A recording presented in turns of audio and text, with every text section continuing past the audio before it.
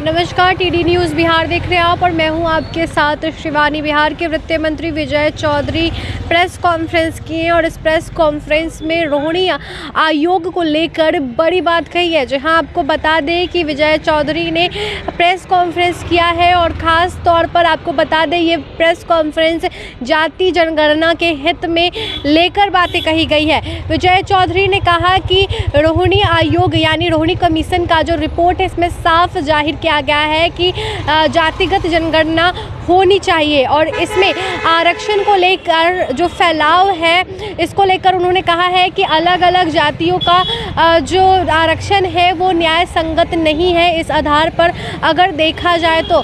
वहीं पर उन्होंने कहा है कि जब तक जातिगत जनगणना नहीं होगी तो अलग अलग जातियों के लिए आरक्षण निर्धारित करना ये कैसे संभव हो पाएगा, कहीं ना कहीं उनके लिए न्याय संगत नहीं हो पाएगा। इन तमाम बातों को लेकर बहुत कुछ बोलते हुए नजर आए बिहार के वित्त मंत्री विजय चौधरी। पहले क्या कुछ बोल रहे हैं, क्योंकि जाति जनगणना को लेकर एक बार फिर से मुद्दा तेज उठ रहा है, तो सुनिए क्या कुछ बोल रहे हैं बिहार के वित्त मंत्री विजय चौधरी। चारों श्रेणियों के लिए अलग अलग प्रतिशत निर्धारित करने की सिफारिश की है, क्योंकि कई जातियां ऐसी हैं जिनको कहीं भी किसी स्तर पर लाभ नहीं मिल पाया है। तो आखिर प्रश्न ये उठता है कि अगर अलग अलग सभी जातियों के सामाजिक और आर्थिक स्थिति का अध्ययन या आकलन या गणना सरकार के पास उपलब्ध नहीं रहेगी तो फिर आरक्षण का लाभ भी विभिन्न जातियों के या विभिन्न समूहों के हर जाति तक फैलाने का काम कैसे सरकार कर पाएगी। आज उसी आंकड़े की जरूरत है जो बिहार सरकार का निर्णय जाति आधारित गणना कराने का रहा है। उसके माध्यम से जो आंकड़े आने वाले थे, जैसे चाहे पिछड़े वर्ग हो, सवर्ण हो, दलित हो, जिस भी वर्ग के हो, अल्पसंख्यक हो, उनमें भी जो अलग अलग जातियां हैं उनके सामाजिक और आर्थिक स्थिति का सर्वेक्षण और आकलन कराना ही इस गणना का उद्देश्य था, जो नीतीश कुमार जी ने निर्णय लिया था बिहार में कराने का। और हम लोगों ने तो मुख्यमंत्री के नेतृत्व में हमारा प्रतिनिधि मंडल प्रधानमंत्री जी से भी मिला था और उनसे भी अनुरोध किया था कि उसको वो चाहे तो पूरे देश में कराएं। तो उन्होंने तो मना ही कर दिया, लेकिन बिहार सरकार के निर्णय को भी न्यायिक हस्तक्षेप के कारण रोक दिया गया है। अभी उसमें बात बढ़ नहीं रही है। लेकिन रोहिणी आयोग के रिपोर्ट के जो संकेत मीडिया में आए हैं उससे तो बिहार सरकार और मुख्यमंत्री के निर्णय की जाति आधारित गणना होनी चाहिए, इसकी न सिर्फ पुष्टि होती है बल्कि इसको बल मिलता है। और अब केंद्र सरकार को चाहिए कि शीघ्र से शीघ्र रोहिणी आयोग की सिफारिशों को सार्वजनिक करे और उसको सही ढंग से क्रियान्वित करने के लिए जाति आधारित गणना, जो बिहार सरकार का निर्णय है, या केंद्र सरकार करे तो जाति आधारित जनगणना ही पूरे देश में कराए। इसकी केंद्र सरकार को पहल करनी चाहिए, जिससे कि विभिन्न जातियों के वैसे वर्ग या वैसी जातियां जो आरक्षण रहते हुए भी आरक्षण का लाभ नहीं ले पाती हैं उन तक आरक्षण का लाभ पहुंचे। ये एक संकेत है बिहार सरकार के निर्णय को सही साबित करने का। सर, कास्ट सेंसस पे आपकी बात हो, 2011 में सेंसस हुआ, 23 हो गए सर, कोविड की वजह से लेट हुआ। लगता नहीं कि इस पे भी देरी हो रही है? बिल्कुल देरी तो हो ही रही है और ये देरी अब समझ में भी बात नहीं आ रही है।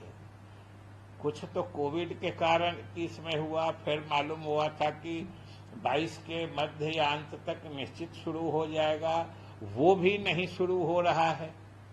ये तो केंद्र सरकार की दुविधा या केंद्र सरकार की असमंजस या अनिर्णय की स्थिति को दर्शाता है। नहीं तो सेंसस जो समझिए कि 10 साल में होना ये बाध्यता है, उसको भी लगातार सरकार आगे बढ़ा रही है। और हम लोगों ने तो नीतीश कुमार जी के नेतृत्व में आग्रह किया था कि 2021 वाली जनगणना ही जाति आधारित की जाए, जिसके लिए हम लोगों ने मतलब मुख्यमंत्री के नेतृत्व में सर्वदलीय प्रतिनिधि मंडल भी मिला था प्रधानमंत्री महोदय से, और उसमें भी हम लोगों ने रोहिणी आयोग की जो सिफारिशें आने वाली थी उसके जो संकेत मिल रहे थे कि पिछड़े वर्गों का भी उपवर्गीकरण होगा, इसकी भी चर्चा हुई थी। और इसके लिए तो फिर अलग अलग जातियों के सामाजिक आर्थिक स्थिति का आकलन अत्यंत आवश्यक है, जो इस तरह की गणना का लक्ष्य होता है। तो यही हम लोग कह रहे थे, और आज इस आयोग की सिफारिशें भी हम ही लोग के मतलब लाइन की पुष्टि कर रही हैं।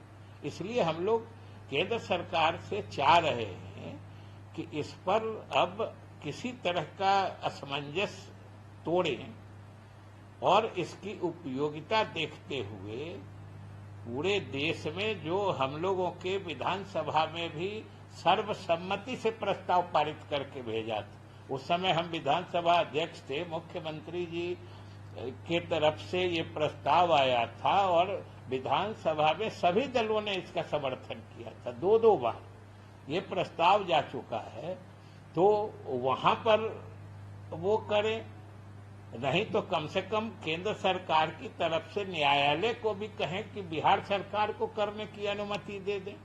हम लोग तो काफी काम आगे बढ़ा चुके हैं और न्यायिक हस्तक्षेप से हम लोग का मामला रुक गया है।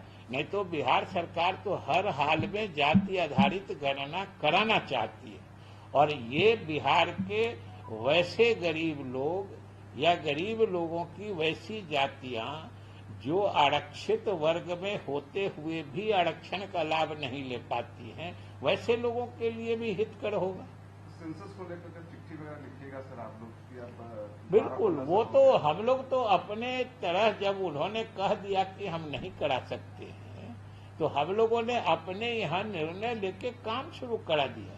प्रथम चरण का काम पूरा भी हो गया था, लेकिन अब न्यायालय के हस्तक्षेप से अभी रुका हुआ है। लेकिन हम लोग तो सरकार की तरफ से लगातार न्यायालय में या न्यायपालिका में भी कोशिश कर रहे हैं कि हमको इजाजत मिल जाए, हम लोग तो तुरंत शुरू कर देंगे। देखिए, जब से जातिगत जनगणना की बात हुई है तब से कहीं ना कहीं इसमें चंद्रग्रहण लगता हुआ नजर आ ही रहा है। पर ऐसे में अगर देखा जाए तो विजय चौधरी यानी बिहार के वित्त मंत्री विजय चौधरी ने साफ तौर पे कह दिया है कि अगर जातिगत जनगणना नहीं होती है तो अलग अलग जातियों के लिए आरक्षण निर्धारित करना कहीं ना कहीं कठिन हो जाएगा और एक सही दिशा या एक न्याय संगत की ओर ये डिसीजन यानी ये फैसला नहीं जा पाएगा। इन तमाम बातों को लेकर विजय चौधरी ने साफ तौर पर यही कहा है कि रोहिणी कमीशन का जो रिपोर्ट है ये अनुमति देता है जातिगत जनगणना को लेकर, और बिहार में जातिगत जनगणना होती है तो बहुत कुछ लाभ मिलेगा।